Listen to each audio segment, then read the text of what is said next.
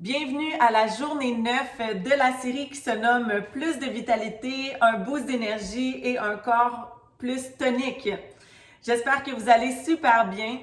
Aujourd'hui, mon thème est le retour à la simplicité, simplement d'aimer Dieu et aimer les autres. Et je ne sais pas pour vous, mais juste le mot simplicité amène le repos. On rentre dans le repos de Dieu. Et vraiment, c'est par lui, la vitalité, la vie viennent de Jésus-Christ lui-même. Il est le chemin, il est la vérité, il est la vie et de lui viennent toutes les sources de la vie. On peut expérimenter vraiment par lui la plénitude. Alors la première chose, c'est vraiment de recevoir Jésus-Christ comme Seigneur et Sauveur. Il est le plus merveilleux des cadeaux et je veux vraiment vous encourager à le recevoir aujourd'hui comme votre Seigneur et Sauveur. Et grâce à Jésus-Christ, on peut avoir un cœur nouveau. On peut aimer comme Jésus. Quand on le reçoit comme Seigneur et Sauveur, il vient habiter en nous. Son esprit vient habiter dans notre cœur. Alors, on peut commencer à aimer comme lui. On peut devenir comme lui, pas par nos propres forces, mais grâce à lui. Et vraiment, je me souviens, avant de recevoir Jésus-Christ comme Seigneur et Sauveur, je pensais tellement que j'étais bonne, mais quand j'ai reçu Jésus-Christ comme Seigneur et Sauveur, c'est vraiment, on est mis à nu devant lui. On voit vraiment la réalité de qui nous sommes, notre nature pécheresse. Et c'est vraiment ce qui est arrivé avec moi. Et quand j'ai reçu Jésus, que j'ai commencé à lire la Bible, vraiment, c'est comme un miroir. On voit la condition de notre vraie condition parce qu'il n'y a rien de caché devant lui. Et il nous montre l'état de notre cœur, de nos pensées, de nos actions, de notre condition spirituelle. Il nous montre ce qui est bien, ce qui est mal, qu'est-ce qui vient de lui et qu'est-ce qui vient du monde des ténèbres. Et vraiment, ça nous permet de devenir plus comme lui, grâce à lui. Il nous donne cette grâce-là de devenir comme lui. Vraiment, je vais vous lire quelques passages, en fait, dans la parole de Dieu. On va commencer avec 2 Corinthiens, chapitre 3, versets 13 à 18. Et ça dit, « Nous ne faisons pas comme Moïse qui mettait un voile sur son visage pour que les Israélites ne fixent pas les regards sur la fin d'une réalité passagère. Mais leur intelligence s'est obscurcie jusqu'à aujourd'hui. En effet, le même voile reste lorsqu'ils font la lecture de l'Ancien Testament et ils ne se lèvent pas parce que c'est en Jésus-Christ qu'il disparaît. » C'est en recevant Jésus-Christ que le voile tombe. Jusqu'à aujourd'hui, quand les écrits de Moïse sont lus, un voile recouvre leur cœur. Mais lorsque quelqu'un se convertit au Seigneur Jésus-Christ, le voile est enlevé. Or, le Seigneur, c'est l'Esprit, et là où est l'Esprit du Seigneur, là est la liberté, la vraie liberté. Nous tous qui sans voile sur le visage contemplons comme dans un miroir la gloire du Seigneur, nous sommes transformés à son image, de gloire en gloire, par l'Esprit du Seigneur. Amen. Je veux vous lire aussi dans Éphésiens 3, 7. 3, 17. Éphésiens 3, 17, il est écrit, on va lire en fait à partir du verset 14. Et ça dit, « Voilà pourquoi je plie les genoux devant le Père de notre Seigneur Jésus-Christ, de qui toute famille dans le ciel et sur la terre tient son nom. Je prie qu'il vous donne, conformément à la richesse de sa gloire, d'être puissamment fortifié par son esprit dans votre être intérieur, de sorte que Christ habite dans votre cœur par la foi. Je prie que vous soyez enracinés et fondés dans l'amour pour être capable de comprendre avec tous les saints quelle est la largeur, la longueur, la profondeur et la hauteur de l'amour de Christ et de connaître cet amour qui surpasse toute connaissance afin que vous soyez remplis de toute la plénitude de Dieu. Amen. Alors finalement, j'ai allongé le passage qui est vraiment puissant. On va lire maintenant dans Jean 14, versets 15 à 17.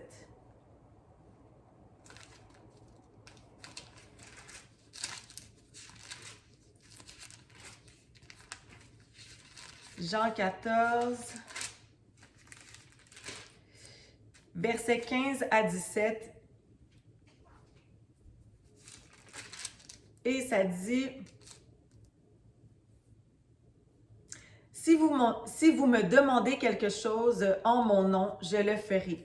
Si vous m'aimez, respectez mes commandements. Quant à moi, je prierai le Père et il vous donnera un autre défenseur afin qu'il reste éternellement avec vous, l'Esprit de la vérité, que le monde ne peut pas accepter parce qu'il ne le voit pas et ne le connaît pas. Mais vous qui le connaissez, car il reste avec vous et il sera en vous. Je ne vous laisserai pas orphelin, je reviens vers vous. Encore un peu de temps et le monde ne me verra plus, mais vous me verrez parce que je vis et que vous vivrez vous aussi.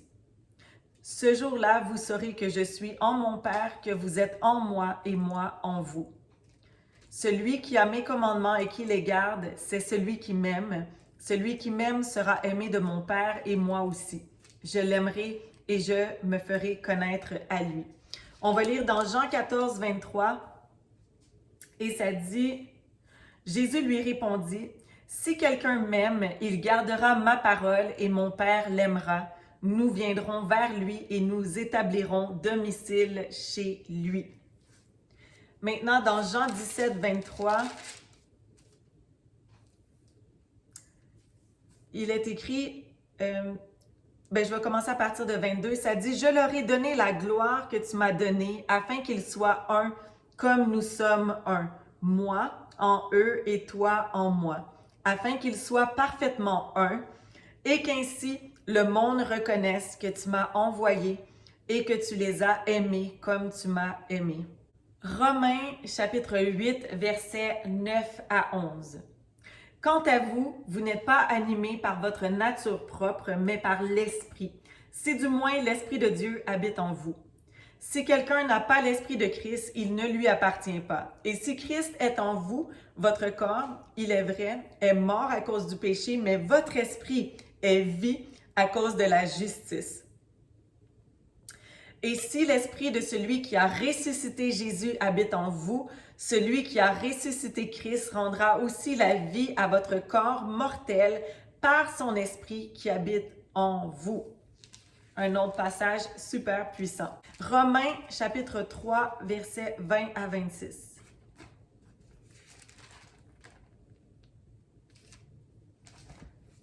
Romains chapitre 3, versets 20 à 26. Et ça dit, en effet, personne ne sera considéré comme juste devant lui sur la base des œuvres de la loi, puisque c'est par l'intermédiaire de la loi que vient la connaissance du péché.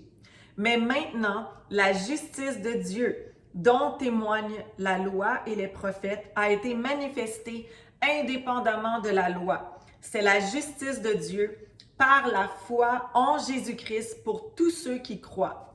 Il n'y a pas de différence. Tous ont péché, donc on est tous nés pécheurs et sont privés de la gloire de Dieu et ils sont gratuitement déclarés justes par sa grâce, alléluia, par le moyen de la libération qui se trouve en Jésus-Christ. C'est lui que Dieu a destiné à être par son sang une victime expiatoire pour ceux qui croiraient. Il démontre ainsi sa justice puisqu'il avait laissé impunis les péchés commis auparavant à l'époque de sa patience. Il la démontre dans le temps présent de manière à être juste tout en déclarant juste celui qui a la foi en Jésus-Christ. La parole de Dieu dit que nous sommes tous nés pécheurs et on a tous été privés de la gloire de Dieu et que le salaire du péché, c'est la mort éternelle, c'est l'enfer, mais que Dieu, dans tout l'amour qu'il avait pour vous, pour nous, il a donné son Fils unique, Jésus, prendre notre place, les péchés de l'humanité au complet, il les a pris sur lui, par amour pour nous. et il a été crucifié à la croix. Son précieux sang a été versé pour nous purifier, nous racheter, nous pardonner toutes nos fautes. Il a été enseveli, mais au troisième jour, il est ressuscité des morts et il est bien vivant aujourd'hui. Il frappe à la porte de votre cœur aujourd'hui. Et vraiment, seule l'œuvre de Christ à la croix nous permet de remédier aux problèmes du péché. Seul le sang de Jésus peut nous purifier et nous racheter, briser les chaînes du péché. Il est le seul qui peut nous restaurer dans cette merveilleuse relation avec Dieu le Père. Il est le seul qui peut délivrer les chaînes, nous délivrer des chaînes du péché. Il est le seul qui peut nous donner la vie éternelle. Et vraiment, gloire à Jésus. Il est tellement merveilleux et aujourd'hui, il frappe à la porte de votre cœur. Et vous savez, pour recevoir Jésus-Christ comme Seigneur et Sauveur, il faut premièrement se repentir, se détourner des voies sans Jésus-Christ, se détourner du péché, se tourner avec tout notre cœur vers Jésus-Christ. Et aussi, il faut croire dans notre cœur que Jésus-Christ est le Seigneur, qui est mort à la croix pour vos propres péchés, qui a été enseveli, qui est ressuscité des morts et qui est bien vivant aujourd'hui. Alors aujourd'hui, recevez le plus beau cadeau au monde, c'est Jésus-Christ. Je vous invite à fermer vos yeux et à le recevoir. Et faites cette prière-là à haute voix avec moi. Dites, Père Céleste, je te demande pardon pour mes péchés. Jésus, je te reçois comme Seigneur et Sauveur. Je crois que tu es mort à la croix pour mes péchés, que tu es ressuscité des morts et que tu es bien vivant aujourd'hui. Papa, baptise-moi de ton Saint-Esprit au nom puissant de Jésus. Amen. Si vous avez fait cette prière-là aujourd'hui, vous avez pris la meilleure décision de toute votre vie. Écrivez-moi, j'aimerais vous envoyer une Bible et aussi un petit livret pour vous expliquer les prochains pas, vous inviter à vous connecter à une église locale. Et vraiment, vous avez reçu le plus beau cadeau au monde, c'est Jésus-Christ. Et je veux continuer juste en vous disant que quand Dieu a créé le ciel et la terre, et qu'ensuite qu'il avait créé Adam et Ève, il les avait pas créés pécheurs. En fait, son plan originel était qu'il n'y ait aucun mal sur la terre, qu'il n'y ait aucun mal et que l'être humain soit sans mal. Vu qu'il est bon et juste, il devait nous donner le libre arbitre. Donc, il devait nous permettre de choisir entre le bien et le mal parce qu'il est un juste bon, il est un Dieu juste et bon.